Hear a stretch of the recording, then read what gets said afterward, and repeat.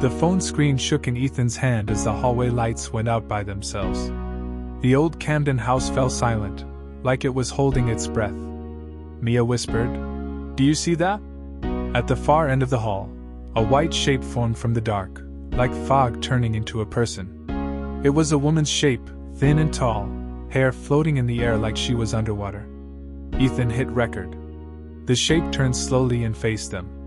They could see no face, but a mouth made of shadow opened. The phone buzzed. A new file saved by itself.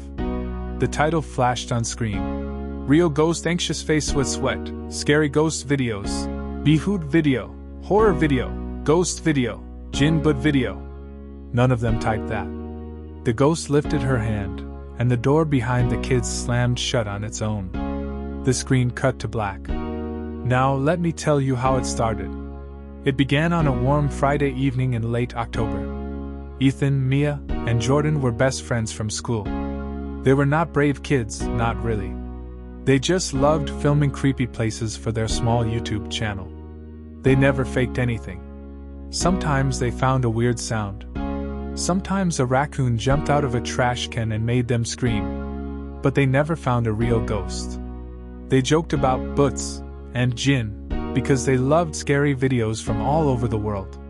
They even had a playlist called Butt and Jinn Night. But to them, it was only for fun. That day, they borrowed Ethan's mom's old minivan and drove to the Camden house near the edge of town. Everyone said the house used to be bright and busy, with music and parties, until the night Mrs. Whitaker went missing. Neighbor stories said she walked out the front door in her nightgown and never came back. Some people said they saw her in the upstairs window, waving. The house had been empty for years. Boards crossed the windows like crooked teeth. The yard was brown and quiet. "Okay," Jordan said, holding the tripod like a spear. "We filmed the outside first. Then the porch. Then the living room. No attic, no basement. No attic, no basement," Mia repeated, tapping her phone to check the battery. "We are not those kids who go down creaky stairs and die. We are smart kids." Ethan smiled. "Smart kids who need views." They started with slow shots of the porch. The sun was going down, making stripes of orange through the trees. A small wind pushed dry leaves across the steps. The front door was unlocked, but it felt like it didn't want to move. It scraped the floor when Ethan pushed it, like something heavy was leaning on it from behind. Inside, the air smelled like old paper and rain. Dust floated in thin lines where the last lights slid through the boards. "Rolling," Ethan said, pointing his phone camera. Camden house walked through. No jump cuts. They moved room to room, talking in quiet voices. Mia showed the old piano with missing keys. Jordan opened a cupboard and found a small teacup with a crack down the side. It felt like they were in a museum where they should whisper. The floor groaned under every step. Twice they stopped because they heard a soft bump from upstairs. "Probably a window banging," Jordan said, pretending he believed it. Ethan felt his stomach flutter anyway. In the living room, they set the tripod and filmed the talking part for their channel. "We're here to look for true signs," Mia said, smiling in a way that helped Ethan calm down. "No tricks. If we hear a knock, we ask for 2 knocks back. If we see a light, we check for cars. We don't invite anything. We don't say its name. We ask, we listen, we leave." "Good rules," Ethan said, though the words, "We ask, we listen, we leave," gave him goosebumps. They tried a simple test. Jordan placed the cracked teacup on the floor and put a quarter under the rim, balanced so a shake would make it fall. "If someone's here," he said, his voice careful, "can you touch the cup?" Nothing happened. The house hummed with quiet. A spider crossed the wall. Somewhere far away, a dog barked twice. The sun slid lower. The hallway grew dark like a mouth closing. Mia checked her phone. "Time to wrap," she said. "We got enough for a calm episode. Maybe a spooky B-roll. We can title it 'We Tried No Ghosts Yet'. Maybe the attic?" Ethan said softly. "No attic," Mia said, and even Jordan nodded. "We promised." They packed the tripod. Ethan walked to the hallway to take one last shot of the long, shadowy floor, because long, shadowy floors always look good on video. That's when he saw the faintest flicker at the end, like someone slid between the boards of light. Not a full shape. Just a movement the way fog moves. He squinted, zoomed in, and said, "Hello?" He felt silly right away. But the fog moved again, a little closer, like a piece of breath that didn't go away. "Guys," Ethan said. "Come here." Mia and Jordan stepped beside him. All three phones were up now, screens glowing in the dim hall. The fog drifted, slow and soft, and then it pulled itself together. It was like a person trying to remember how to stand. Arms. Hair. The end of a dress that wasn't a dress. Mia's fingers squeezed Ethan's sleeve. Jordan whispered, "It's a trick. It has to be." "Who are you?" Ethan asked, because the quiet was worse than any answer. Every phone vibrated at the same time. Each screen flashed with a new video file, already saved, like someone else had pressed the button for them. The title line had too many words and too many symbols, but it was clear and strong. Real ghost anxious face with sweat, scary ghost videos, BHoot video, horror video, ghost video, Jinn Spirit video. Ethan didn't type that. Mia didn't. Jordan didn't. Still, there it was, like the house itself had named it. Like the ghost had typed with invisible hands. "Back up," Mia whispered. But they didn't move. The shape was only 20 feet away now. It did not walk. It flowed. The hallway lights blinked, even though they had been dead when they arrived. A lamp at the end flashed once, then twice, then stayed on with a sick yellow color. The shadow mouth on the ghost's face stretched open like it was trying to speak and forgot how. "Mrs. Whitaker?" Jordan asked, voice cracking. "Is that you?" The lamp popped and went dark. They heard a footstep behind them where no one stood. A whisper slid along the wall like a cold wind. The phones started recording by themselves, all at once, a red dot glowing in the corner of each screen. Ethan tried to stop his, but the stop button wouldn't listen to him. His phone felt heavy, like a hand was holding it with him. Mia finally grabbed Ethan's wrist. "We have to go," she said, tears bright in her eyes. "Right now." They turned toward the front door, but it closed with a shove from nothing at all. It clicked. Locked. The ghost raised her hand and pointed at the living room door instead, as if she was telling them where to go. The three friends stared, hearts pounding hard enough to hurt.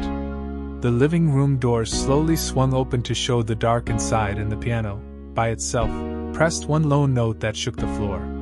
Then, from the ceiling above, came a dragging sound, like bare feet moving across wood, coming closer, closer, right to the top of the stairs. The sound above them grew louder, slow, dragging footsteps that stopped directly at the top of the stairs. The three friends stared upward, frozen. Ethan's phone light trembled in his shaking hand. Then, as if pulled by invisible strings, the attic door creaked open on its own. Dust poured down in a thin, ghostly cloud. "Something's up there," Mia whispered, barely breathing. "No," Jordan said quickly. "No attic, remember? We said no attic." But the door at the bottom of the stairs slammed shut behind them. They all jumped. The piano played two more low, hollow notes, echoing through the house like a warning. Ethan's phone buzzed again. Another new file had appeared, same title as before. Real ghost anxious face with sweat, scary ghost videos, BHoot video, horror video, ghost video, Jinn Spirit video.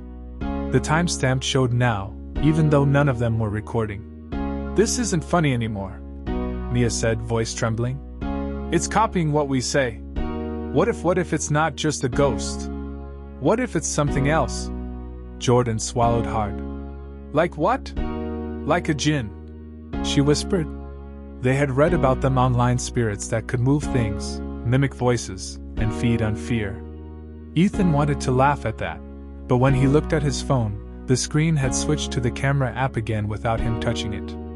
The lens turned black for a second, then showed something behind them, another shape, smaller this time, standing in the hallway, staring.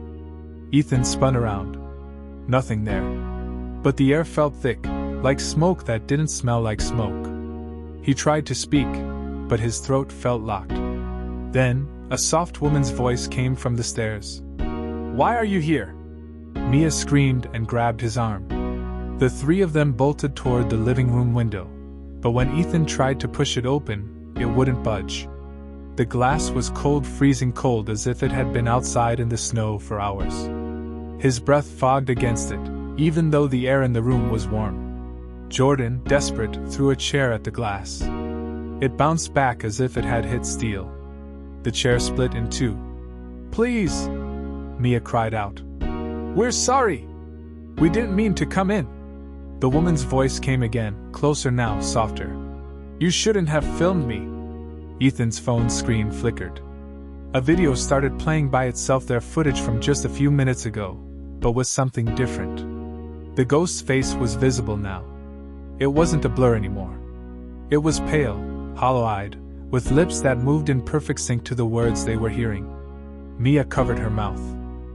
How is that even possible?" Jordan pointed toward the piano. "Look!" Every key was pressing down by itself, one after another, spelling out a slow tune that almost sounded like a lullaby. The sound made the air vibrate. The walls creaked. Ethan turned to the hallway and froze. The fog was back, but this time, there were two figures. The second one was smaller, child-sized. It held the woman's hand. "Mrs. Whitaker and her daughter," Mia whispered, tears sliding down her face. "They both died here, didn't they?" The woman's mouth opened again, but the sound that came out wasn't a voice. It was static, like radio noise from an old TV. The lights flickered so fast that it made everything look like a broken film reel. The child figure pointed at them. The woman stepped forward. Jordan yanked the front door handle with all his strength. It finally gave way, and the three of them stumbled out into the night, gasping for air. They didn't stop running until they reached the van. But the horror didn't end there. When Ethan turned on the headlights, something white stood in the middle of the road. A woman. The same woman. Her dress fluttered like smoke in the wind. Her eyes were black holes. She raised one hand slowly, and every car light, every phone, every screen inside the van went dark. The only thing left glowing was Ethan's phone. On its screen was the same file, now playing again. But this time, it wasn't the footage from inside the house. It was showing them right now inside the van, frozen in shock. "How is it filming us?" Jordan whispered. "It's live," Ethan said, staring in disbelief. "It's recording us from somewhere." Then came a whisper through the van speakers, the same female voice, calm and chilling. "You can't leave until the story ends." The van engine died. Outside, the ghost started walking closer, her feet not touching the ground. Ethan tried to open the door, but the locks clicked shut again on their own. Mia's phone buzzed next to her. Another new file appeared. The same title. The same symbols.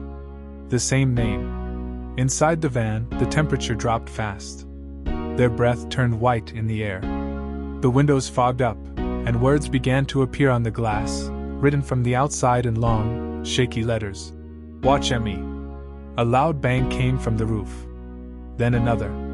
Something was on top of the van, crawling, pressing down. The metal roof groaned under the weight. Jordan screamed and turned the camera up just in time to catch a glimpse. Two pale hands gripping the edge of the roof, pulling closer, and a face peering in upside down through the windshield. Ethan's heart nearly stopped. The ghost's black eyes locked onto his. Her mouth opened again, and this time, they heard her whisper, clear as day. "You recorded me, now I record you." The windshield cracked right down the middle with a sharp snap. The lights flickered one last time. Then, from somewhere behind them, a child's giggle echoed soft, playful, and wrong. The van shook violently. Something was trying to get in. And before Ethan could reach the ignition again, the recording on his phone started playing by itself, showing a new scene that hadn't happened yet, a door opening slowly, footsteps entering, and a voice whispering,